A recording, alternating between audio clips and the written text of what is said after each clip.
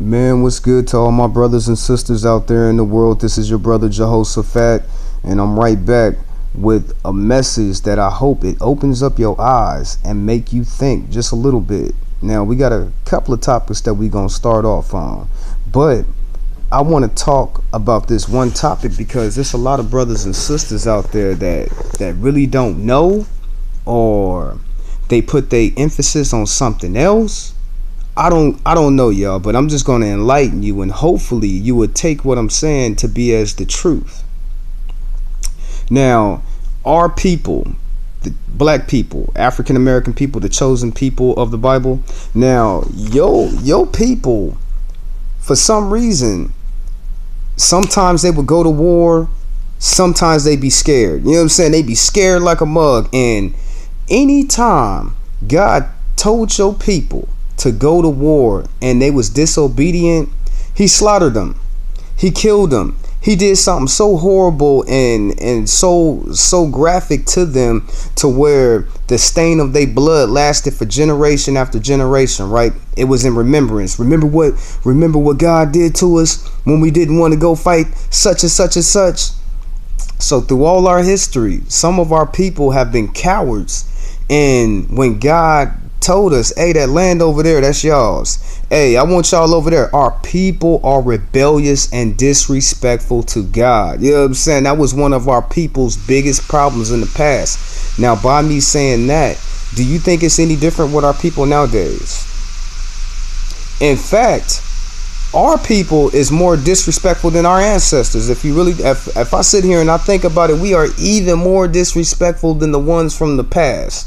And we in current times. So the future looks bleak to me. It looks very bleak to me. Now, it's a saying that's floating around right now that black people thrive under pressure. That's not correct. That's false. That's not telling the whole side of all the stories. Now, I just told you about your people being disrespectful and not wanting to go into battle. They didn't want to go into battle. They didn't want to do nothing like that. They was happy with what they had, what have you. Now you got this saying that's floating around right now that black people thrive under pressure. And as you look at our people in the 1930s, 40s, 50s, what have you, that they thrive because of the pressures of the society and all of the racism, the Jim Crow, all of that. You know what I'm saying? All of that. They think because of those things is the reason why our people prospered so much. That's not true.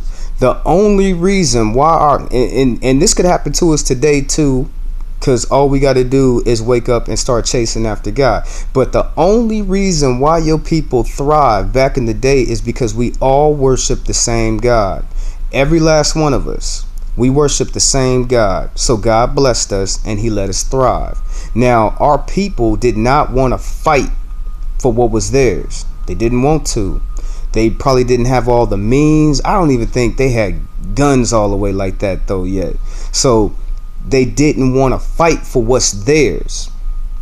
Now you got to remember what God said. I'm going to send you to a land of your captivity, and your fathers, your forefathers, they will not know of this place. And when they children grow up, they gonna be searching after gods that neither I know or your forefathers knew. Look at our people nowadays, y'all. You know what I'm saying? Look at how many stuff that we believe in. Haven't we turned our backs on God? So if you want to thrive as a people, all of us, we're gonna have to come together and we're gonna have to worship one God. That's the only way we gonna be able to thrive.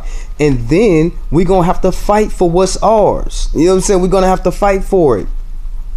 If you're not willing to fight for it, look at what happened to our people in the past. And I'm not trying to throw no blame. I'm not trying to say, I'm just telling you what the facts are and what happened. You know what I'm saying? You're going to have to put these two things together to see the truth in them. Our people was unwilling, and it's been through all of our history. You know what I'm saying?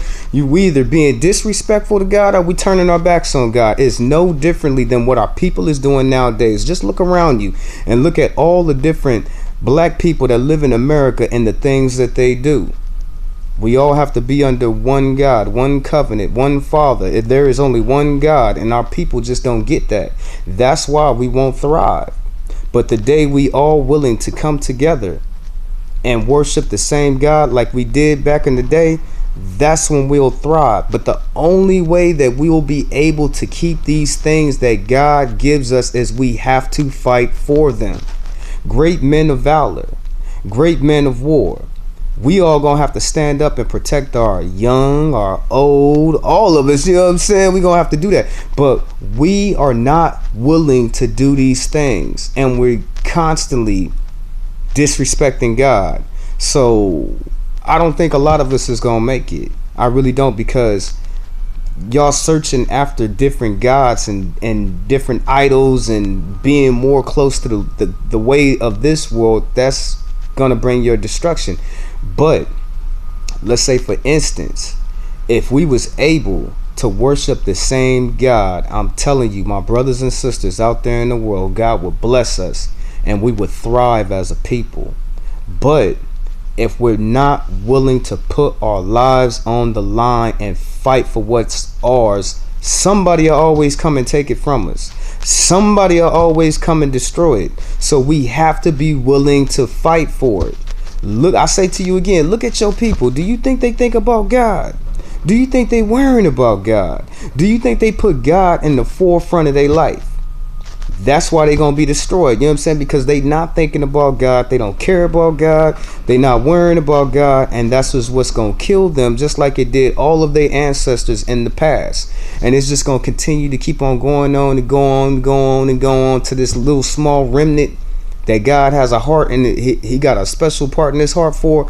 They gonna survive. You know what I'm saying? They gonna survive. It's 40 million black people. You can't even get an honest answer on that. But let's just say it's 40, because we've been lied to since day one.